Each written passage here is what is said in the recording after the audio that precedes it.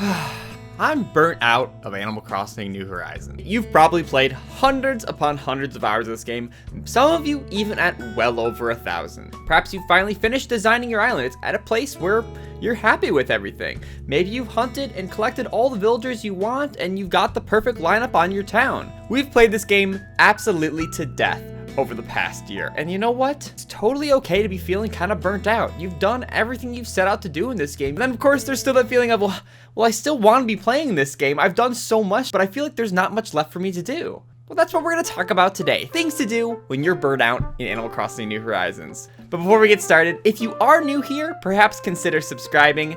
Mr. YouTube here says 14% of you who watch our videos are subscribed. We're right at the verge of 100,000 subscribers. I can't believe we're almost here. I am so excited to share with you what I've got planned. I'm not going to get into it too much, but help out, subscribe if you haven't, and of course, if you do, you can expect tons more on Animal Crossing New Horizons. Thanks for listening to all that. Without further ado, let's get started. Nook Mile achievements. These were a lot more obvious at the beginning of the game when it was more simple. There was basically every few seconds you'd be unlocking some new achievement and some unlockable. Especially when you were first playing off, it was more fun to go for the Nook Mile plus points because it was kind of like a little mini objective of things to do while you're, starting off on your island. But after a while, as you continue to progress and, the unlockables that are left to get smaller and smaller, you start to not prioritize them nearly as much as you used to at the beginning of the game. But there are still plenty of ones you can still try to go to get 100%. Like there's the Caster Master achievement where you have to catch 100 fish in a row without missing any of your fish. Another one that takes a good while is to participate in KK Slider concerts, because of course once a week on Saturday nights, he comes to your town and plays a concert. So it's up to you to not only be consistent of playing every week, every Saturday night to make sure you watch your concert, or of course I guess you could just time travel to watch a bunch.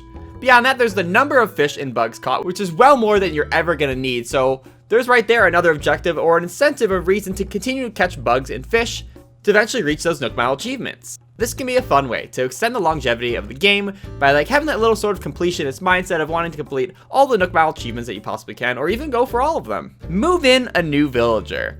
There's always a little bit of an excitement when it comes to a new villager coming into your town, whether it be just some random villager moving into from the void, or you intentionally going out to seek out a specific villager. There's a lot of fun that can come from going villager hunting, jumping from Nook Mile Island to another, to try to see what you can get, or even try to get a specific villager.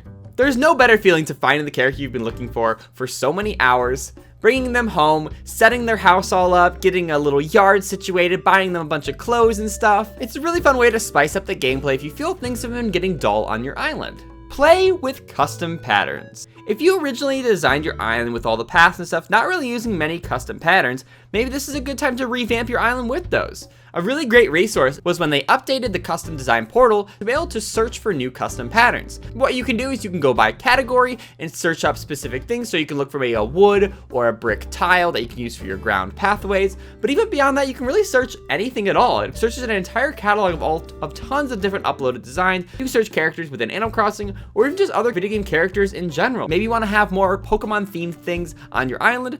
You can easily do that using the custom design portal to find tons of great designs online. Of course, beyond that, you're always welcome to make your own designs. The pattern maker is a really intuitive tool, and it's really not too hard to figure it out.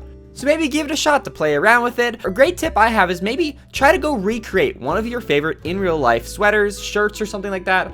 So not only would your villager look more like you, but it gives you a little bit of something to go off of when designing a shirt or whatever, rather than just hoping for the best and just designing something random.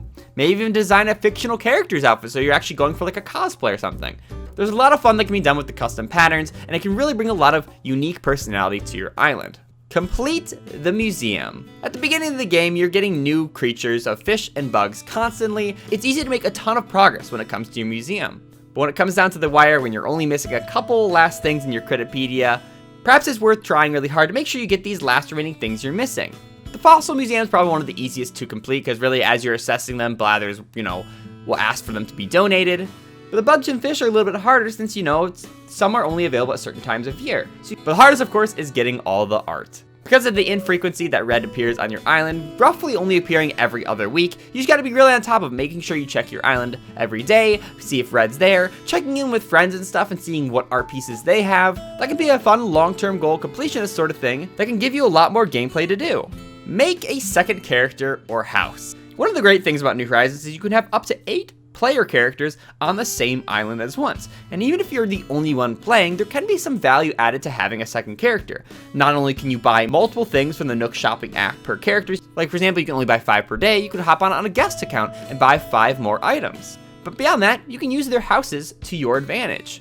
Perhaps incorporate their home into the design of your town, whether it be theming their house to like a public building, like a restaurant, or a shop, or any sort of thing like that. Or you can be like me and just leave it as a tent, which is still cool in its own right, to have like another tent on your island beyond the campsite that villagers can go to. Having a second character can add a lot of value of your playtime on your island, and can be fun to add to the design of your island. Visit Harv's Island. I personally feel like Harv's Island is one of the most underutilized features in Animal Crossing New Horizons because it truly does add a lot of value that many people don't realize. It's kind of advertised as a way to just take cute pictures and whatever, and people are just like, okay, I mean, I don't really need to take photos, right? But some people don't realize how valuable the tools that are on Harv's Island are. For one thing, when it comes to actually designing within Harv's Island, is that you have an unlimited access to the entire catalog of all the furniture, clothing, and all that fun stuff that you've ever unlocked in Animal Crossing ever.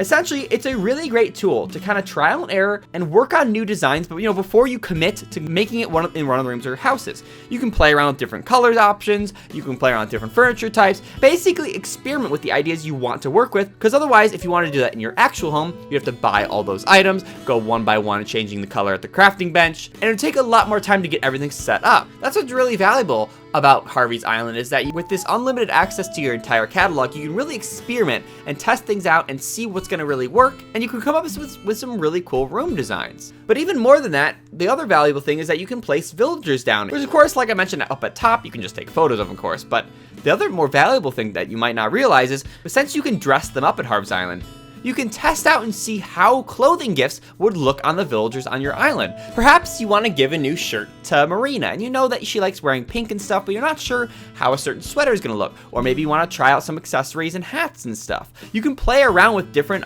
clothing options without fully committing to giving those villagers those items. You can see right off the bat, right in game, if you like them wearing those clothes or not. And then from there, you can write down a little list of a lot of the different clothing that you already own that you really like to give to a certain character. And then when you get back, you can order them from your Nook shopping catalog and gift them to your villager as in the days to follow. More people need to use Harv's Island. Like I said, it is such an underutilized tool, and it is a really great way to test out designs using tons of different furniture, but also of course testing out what gifts of clothing you want to give your villagers. But even after all that, I mean, these are all a bunch of great ideas to continue to play on your island, extend the life of your gameplay here in New Horizons, but after a while, there's only so much you can do. And that's why the last tip I have is, maybe it's time to start over. Really, the magic of Animal Crossing comes from the beginning of the game. There's a lot of fun in starting from scratch, building things back up, starting with a fresh blank canvas. That's where a lot of the magic of the game comes from. It's just like any other game, whether it be Minecraft or Stardew Valley, where after a while you've kind of played as much as you can play out of your original save, and you're ready to move on to something new. We've all learned a lot playing from your first save and island, which only means going into your next one you'll be even well more equipped to take on the objectives for the early game, get to the island designer tools, and really make something special. And with that, I want to announce that very soon we are going to be starting a new island, a second island here for the channel. We plan to live stream the entire playthrough of this brand new island, starting from scratch, starting from the beginning, and we'll build it up together as a community. I think it's gonna be so much fun. And if you ever want to catch us playing this new island, we do live stream this game every weekend at 10 a.m. Eastern right here on YouTube Live. That's both Saturdays and Sundays. So come on by. We have a lot of fun over there, and I cannot wait to share this experience with you, and I truly will value your guys' input as we create this island together. But that's it. Those are a couple of ideas for things to do in Animal Crossing New Horizons when you're feeling rather burnt out. Are there any things you like to do when you're burnt out? Definitely let me know that in the comments below. If you like this video, be sure to give it a big awesome like. If you haven't already, definitely subscribe for tons more on Animal Crossing New Horizons. Be sure to follow me over at my socials. The link to that is all in the description to keep up with everything we do in regards to the channel, as well as join our community Discord. It's a great place to find friends to play Animal Crossing with, trade turnips, items, villagers, and all that fun stuff, so I highly encourage you join that. Thanks again, guys, so much for watching. I will catch you in the next one. See ya!